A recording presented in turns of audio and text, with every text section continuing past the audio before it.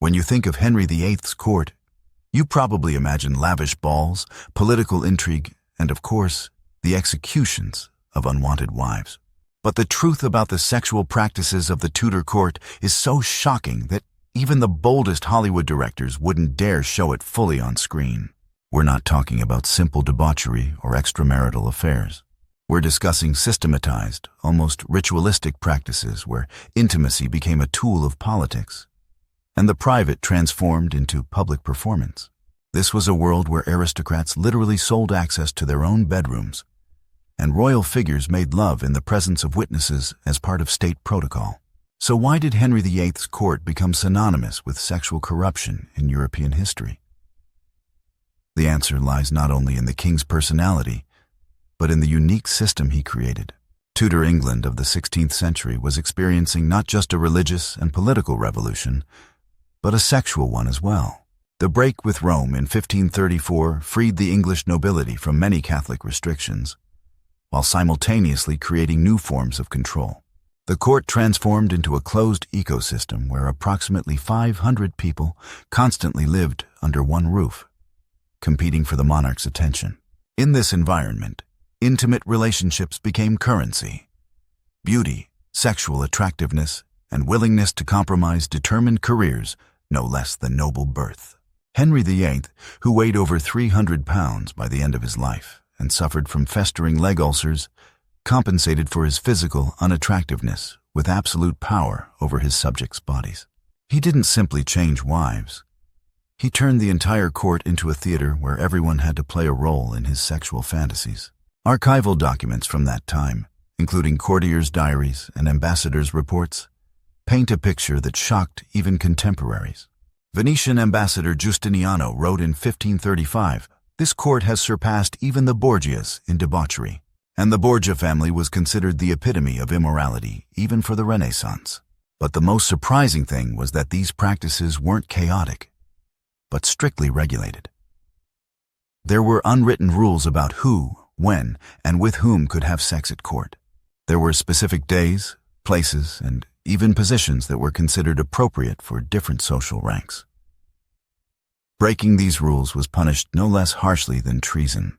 Modern people find it difficult to understand the psychology of that time. We're accustomed to the idea of privacy, that intimate life is our personal territory. But in the Tudor era, such a concept simply didn't exist. The body, especially an aristocrat's body, belonged not only to oneself, but to the state, the dynasty, political alliances. Women at Henry VIII's court lived in a world where virginity was a commodity, and losing it was an investment. And we're not just talking about marriage. There was a complex system of temporary unions where high society ladies became mistresses of influential men under strictly defined conditions. Contracts weren't signed on paper, but all participants understood the rules of the game. Men weren't free from this system either. Young nobles wanting to advance their careers had to demonstrate not only martial valor and intelligence, but sexual attractiveness as well, and not just for ladies, but for influential men at court. Homoerotic relationships were officially taboo, but flourished in the shadows, creating parallel networks of influence. The court life system was based on the principle of total transparency. Every action, every word, every glance could be interpreted as a political gesture. Under these conditions, sexuality became a language of communication between different factions of nobility. Alliances were formed not only through marriages, but through networks of mistresses, temporary connections, and even hints at possible intimacy. The role of the royal chambers was particularly interesting. Henry VIII's bedroom wasn't just a place for the monarch's rest. It was the center of state governance. The most important negotiations took place here. Fateful decisions were made. Intrigues were woven. And it was here that sexuality intersected with high politics in the most direct way. The royal bed was surrounded by a complex hierarchy of access. Gentlemen of the Privy Chamber had the right to be in the bedroom at certain hours. Grooms could be present during the king's dressing and undressing, and high-ranking court ladies gained access to the royal chambers for consultations on matters that officially concerned court etiquette. but actually often went far beyond those bounds. French Ambassador Marillac described in his encrypted dispatches scenes that would seem absurd to a modern person. Imagine the King of England discussing war with France while allowing ladies-in-waiting to massage his sore legs, while a secretary in the corner of the room records state decrees. The boundaries between personal and public, between politics and intimacy, had completely disappeared. This system created a unique psychological atmosphere. People living at court developed a special type of consciousness, simultaneously cynical and romantic, pragmatic and exalted. They learned to turn their own sexuality into a survival tool, while not losing the capacity for genuine feelings. The paradox was that in this atmosphere of total venality, sometimes truly passionate relationships were born. The influence of continental Europe on the formation of these practices was enormous. Henry VIII in his youth spent considerable time at the French court, where he became acquainted with more sophisticated forms of courtly games. French kings already practiced what historians call erotic diplomacy, using sexual attractiveness and intimate relationships as tools of international politics. But the English court went further.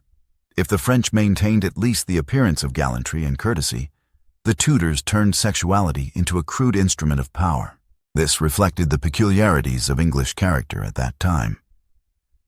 Directness, practicality, a certain barbaric frankness. The architecture of Tudor palaces played a special role in forming court morals.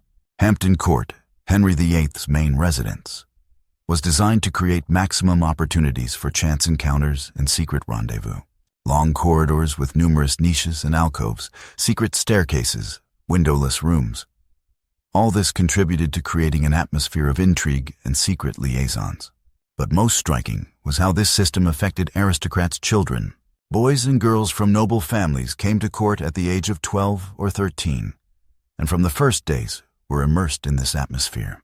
They learned not only dancing, music, and Latin, but the art of seduction, the ability to read sexual subtexts in every conversation, skills of turning their own attractiveness into social capital. This system reproduced itself from generation to generation, creating a special type of aristocratic personality, simultaneously refined and cynical, capable of deep feelings and unprincipled calculations.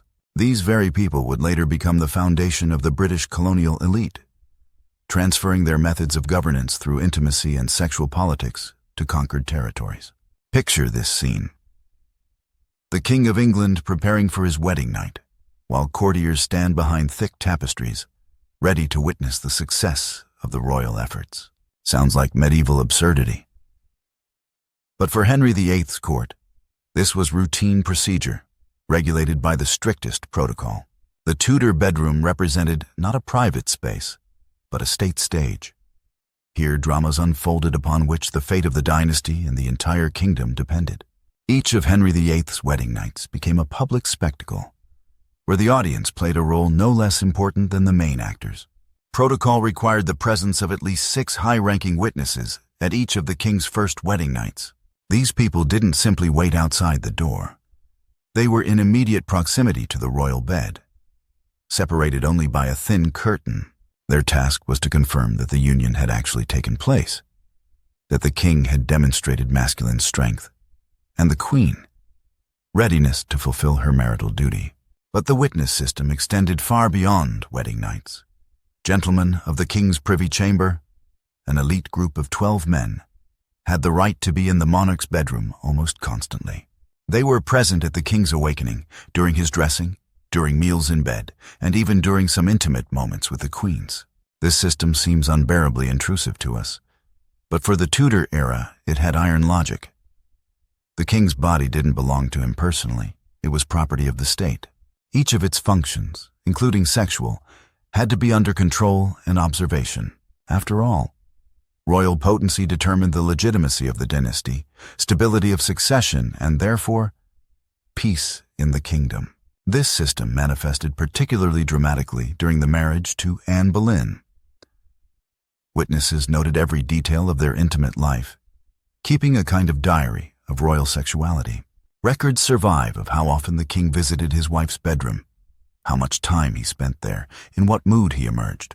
This data was analyzed by court physicians, astrologers, and political advisors to predict the probability of pregnancy. When Anne Boleyn couldn't bear a male heir, witnesses to her intimate life became key figures in the case of her adultery. They testified that the Queen didn't show proper enthusiasm in fulfilling marital obligations, that she turned away from royal caresses and showed signs of disgust. These intimate details became the basis for charges of high treason. But the witness system worked in reverse as well. When Henry VIII needed to annul his marriage to Anne of Cleves, the same courtiers testified that the king couldn't fulfill his marital duty due to lack of physical attraction to his spouse. The monarch's intimate inadequacy became a legal argument for dissolving the dynastic union. Royal physicians played a special role in this system. They not only treated venereal diseases, which were the scourge of the Tudor court, but also acted as arbiters in intimate matters. The chief royal physician had the right to examine the king's body after each wedding night, checking for signs of successful copulation and the general condition of the monarch's genitals. These examinations were documented with pedantic precision. Medical records survive where the condition of the royal sexual organs is described in detail. The presence or absence of signs of arousal, traces of physical activity. To a modern person, such detail seems absurd. But for the 16th century, this was serious state procedure. The system of publicity extended to the king's mistresses as well. When Henry VIII began an affair with another lady-in-waiting, their meetings also weren't private. There was protocol regulating where and when the king could meet with his mistress, who should be present at these meetings as witnesses, how long such dates could last. The king's mistresses lived in special chambers located near the royal apartments, but connected to them by secret passages. These rooms were under constant surveillance by trusted servants who recorded every visit by the monarch. Such a system allowed control of royal infatuations and, when necessary, use of gathered information for political purposes. Gradually, this model spread throughout the court. High aristocrats began copying royal practices, creating their own systems of witnessing and control. The bedrooms of noble lords also transformed into semi-public spaces where intimacy became an instrument of demonstrating power and wealth. When 14-year-old Catherine Howard arrived at court in 1539, she didn't suspect that her beauty would literally become a matter of life and death. But the system she entered turned every young aristocrat into potential merchandise in an invisible market of influence and power. The institution of ladies-in-waiting at Henry VIII's court represented a unique system that officially prepared girls for marriage, but actually functioned as an elite brothel with aristocratic manners. About 40 young women from noble families constantly lived at court, serving the queen and her immediate circle. But their true function was much more complex. These girls underwent special training that included not only traditional feminine skills, music, dancing, needlework, but the art of seduction. They were taught to read male psychology, the ability to conduct ambiguous conversations, flirtation skills that didn't cross the boundaries of propriety, but created an atmosphere of constant sexual tension. Senior ladies-in-waiting, women of 30 to 40 years who already had experience of court life, acted as mentors for newcomers. They explained the unwritten rules of the game. How to attract the attention of an influential man without ultimately compromising oneself. How to use hints and implications to create intrigue. How to turn one's own sexuality into political capital. The system worked on several levels simultaneously. On the surface, ladies-in-waiting performed ordinary duties, helped the queen dress, accompanied her at ceremonies, entertained with music and conversation. But in parallel, they participated in a complex game of seduction where the stakes were careers, fortunes, and sometimes lives. Each lady-in-waiting knew her price in this market. Girls from the most noble families could count on attention from high courtiers or even the king himself. Daughters of less influential aristocrats made do with connections to junior nobles, secretaries, foreign ambassadors. But all of them understood. Their bodies were investments that should bring dividends in the form of advantageous marriage or influential patronage. A special category consisted of so-called night ladies-in-waiting, girls who officially served the queen during evening and night hours, but were actually available for entertainment of high courtiers. These girls lived in separate chambers adjacent to the royal apartments, and their services were distributed through a complex system of tacit agreements. Maria Shelton, Anne Boleyn's cousin, left striking records about this system in her diary. She describes how ladies-in-waiting received invitations to spend an evening with this or that lord, how these meetings were organized through intermediaries, how girls prepared for such dates. "We knew that our beauty was our only weapon in this world of men," she wrote, "and we learned to wield this weapon masterfully." The system included elements of coercion disguised as gallantry. A girl couldn't directly refuse attention from an influential courtier. This would mean political death for her and her family. But she could play for delays, demand courtship, bargain about the price of her favor. The art lay in maintaining a man's interest as long as possible without giving herself to him completely. Some ladies-in-waiting turned this game into real art. Anne Bassett, one of the most beautiful girls at court, managed to simultaneously maintain romantic relationships with 3 influential lords, each of whom she promised to become mistress to at the right moment. She maintained this combination for more than 2 years, receiving expensive gifts, protection for relatives, and political support from each of her admirers. But the system had its victims too. Girls who gave themselves too easily or, conversely, resisted too long found themselves in disgrace. They could be expelled from court under various pretexts, deprived of dowries, have their reputations ruined by spreading rumors. Catherine Howard became the most famous victim of this system. Her youthful connections, which in another environment would have passed for innocent infatuations, at court became proof of dissolute behavior and led her to the scaffold. Particularly cynical was the role of senior court ladies in this system. Women like the Duchess of Norfolk or Lady Rochford acted as madams of this aristocratic brothel. They arranged meetings between ladies-in-waiting and influential men, gave advice on how to extract maximum benefit from intimate relationships, sometimes even attended first dates as companions. These women perfectly understood the system's mechanisms because they had once been part of it themselves. They knew that beauty and youth were temporary resources that needed to be converted into long-term assets.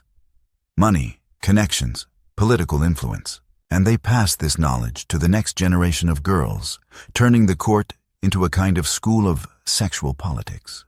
In the luxurious chambers of Hampton Court, behind the closed doors of the Royal Privy Chamber, another drama unfolded, no less intense but carefully hidden from outside eyes.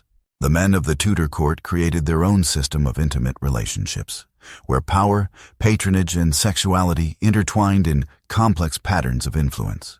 The institution of gentlemen of the King's Privy Chamber was officially intended for the monarch's personal service. These 12 young aristocrats had the exclusive privilege of being near the king in the most private moments of his life. They helped him dress and undress, accompanied him to bed, massaged his sore legs, read aloud during sleepless nights. But the functions of these gentlemen went far beyond ordinary court service. Henry VIII selected candidates for these positions by strict criteria, among which physical attractiveness occupied an important place. Portraits and descriptions of these young men survive. All possessed the classical beauty of the Renaissance era. Tall, slender, with regular facial features, elegant hands, thick hair. The king called them his angels and demanded that they always look impeccable. Relations between the king and his gentlemen developed according to a special scenario. Officially, this was friendship between sovereign and faithful servants. But contemporaries noted the intensity of emotional connections that clearly went beyond ordinary service relationships. Henry VIII could spend hours talking with his favorite gentlemen, gave them expensive gifts, showed jealousy if they paid attention to others. Particularly telling was the story of Henry Norris, one of the gentlemen of the Privy Chamber closest to the king. Young, handsome, educated, he quickly became the monarch's favorite. Contemporaries noted that the king couldn't spend a day without Norris's company, that he trusted him with secrets he didn't dare tell even the queen. Their relationship had all the signs of an intense romance disguised as court friendship. The tragic end of this story came in 1536, when Norris was accused of adultery with Anne Boleyn. But careful analysis of the accusations shows that the true reason for his execution was the king's jealousy. Henry VIII couldn't forgive his favorite for beginning to show interest in women, violating the unwritten agreement about the exclusivity of their relationship. The system of male intimate connections at court was strictly hierarchical. At the pyramid's peak was the king with his gentlemen of the privy chamber. Below were high lords with their pages and squires, young men who formerly studied military affairs but often actually became lovers of their patrons. The institution of pupils played a special role in this system. Youths of 15 to 18 from noble families who came to court for education. These boys were distributed among influential lords as wards. But upbringing included not only studying Latin and fencing, but initiation into the secrets of court life, including intimate relationships with mentors. Thomas Cromwell, one of Henry VIII's most influential ministers, kept more than 20 such pupils in his house. Letters survive that some of them wrote home, where between the lines one can read a story of relationships going far beyond ordinary mentorship. "My lord shows me special care," wrote 17-year-old Richard Morrison. "He requires that I spend evenings with him in his personal chambers, where we discuss poetry and philosophy until deep into the night." These relationships weren't considered shameful or sinful if certain rules were observed. The main requirement was maintaining the appearance of propriety. No one should openly demonstrate their intimate preferences. Lovers met in private settings, used euphemisms in correspondence, created legends about their relationships that could pass the censorship of public opinion. The role of art in this system was particularly interesting. Many courtiers patronized artists and poets who created works with veiled homoerotic motifs, portraits of young men in semi-nude state, poetry with ambiguous imagery, musical works with hints at special friendship. All this was part of a cultural code understood by the initiated. Hans Holbein the Younger, Henry VIII's court artist, created an entire gallery of portraits of young courtiers where the erotic component was barely hidden under a layer of officiality. His images of gentlemen of the privy chamber are full of hints and symbols that contemporaries easily deciphered, but which remained invisible to the uninitiated. The system of male intimate relationships served not only to satisfy personal needs, but to create political alliances.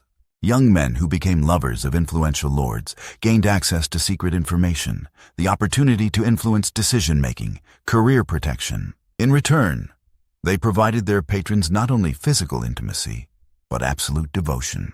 This system created parallel networks of influence that complemented and sometimes competed with official power structures.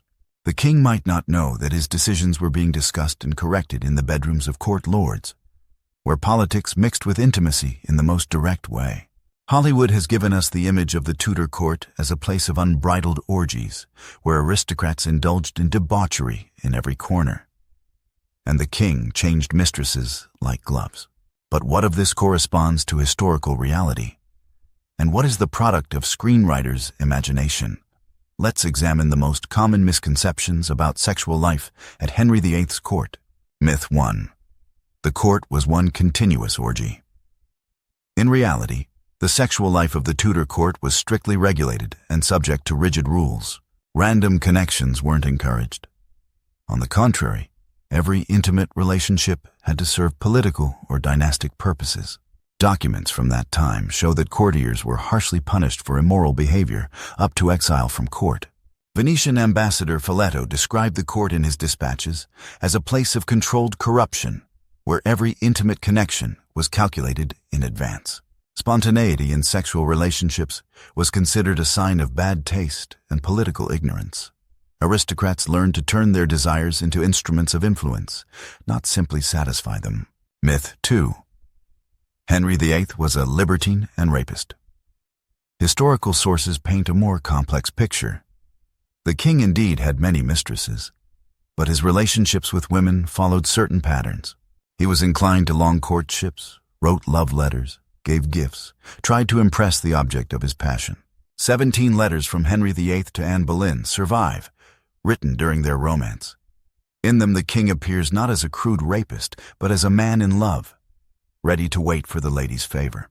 "I beg you, let me know your will concerning our future," he wrote.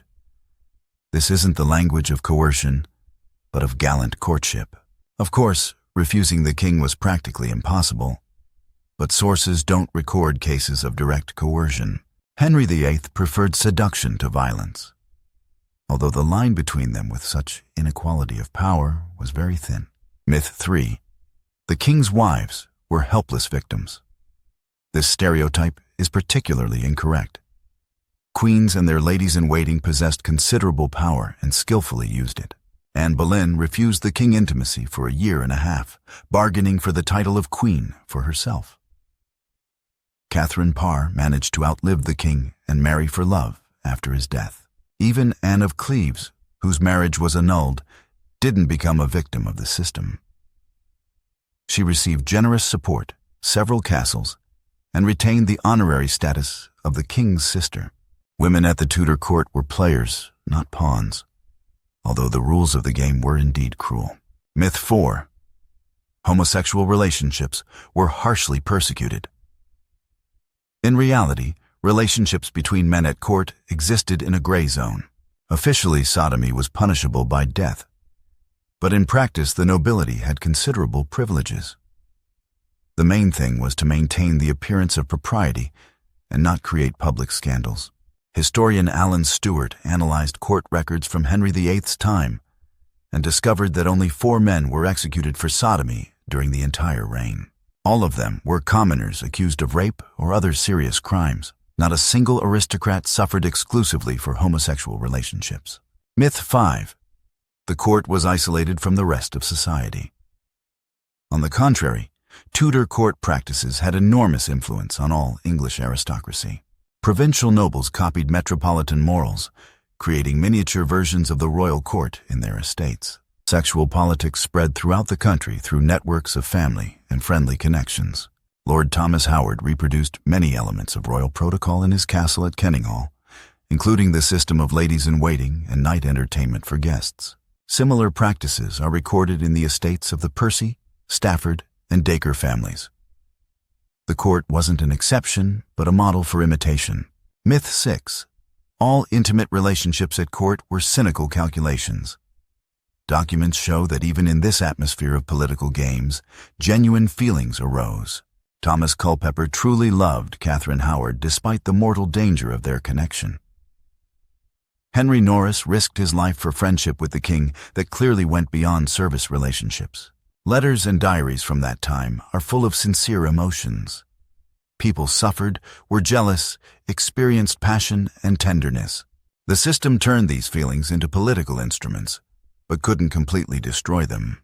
Paradoxically, it was in the atmosphere of total cynicism that sometimes the deepest attachments were born. Myth 7. Women at court had no sexual freedom. In reality, aristocratic women possessed considerably more freedom than their contemporaries from other social layers. They could have lovers before marriage and after it, if they were careful. The main thing was not to compromise the family's reputation and not create political problems. Lady Elizabeth Fitzwalter, one of Catherine of Aragon's ladies-in-waiting, had 3 lovers simultaneously from among the courtiers. And this was considered normal until she became pregnant by an unknown father. Only then was she expelled from court, not for promiscuity, but for carelessness. Reality was more complex and interesting than the myths. The Tudor court was neither hell of debauchery nor paradise of gallantry. It was a system where sexuality served politics, and politics determined intimate relationships. People of that era learned to live in this system, extracting the maximum possible from it, but paying a high price for every mistake. When Henry VIII died in 1547, his daughter Elizabeth inherited not only the crown, but a complex system of court morals that determined the character of English aristocracy for centuries to come. The influence of Tudor sexual practices proved so deep that its echoes can be traced even in modern British political culture. Elizabeth I turned her father's model of intimacy as an instrument of power into true art. Her famous virginity wasn't a manifestation of chastity, but a brilliant political move. The Virgin Queen used the unrealized possibility of marriage as a diplomatic weapon, keeping all of Europe in suspense. Her ladies-in-waiting continued Tudor court traditions, but in a more refined form. The system of patronage through intimacy, created under Henry VIII, evolved and spread far beyond the royal court. English aristocrats settling the New World transferred these practices to the colonies. Virginia and Carolina planters created miniature versions of the Tudor court in their estates, where sexual politics determined power hierarchies. This was particularly evident in relationships between white masters and slave women. The concubinage system in American colonies largely copied the model of court ladies-in-waiting. Formally, these were servants, actually instruments of pleasure and political influence. Children from such unions received special status, education, sometimes even inheritance, reproducing the Tudor model of illegitimate offspring as political resource. In England itself, Henry VIII's traditions transformed in the Victorian era, but didn't disappear. The system of kept women among the highest nobility of the 19th century was a direct heir to Tudor practices. Aristocrats kept mistresses in special houses, organized salons for them where politics mixed with entertainment, exactly as at Henry VIII's court. The political influence of this system proved remarkably stable.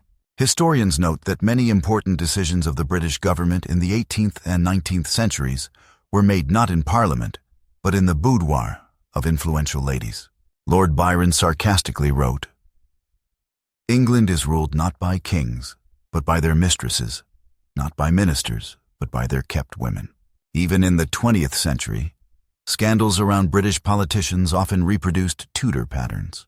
The Profumo affair in 1963, when War Minister John Profumo was caught in connection with prostitute Christine Keeler, who was simultaneously the lover of a Soviet diplomat, strikingly resembled intrigues from Henry VIII's time.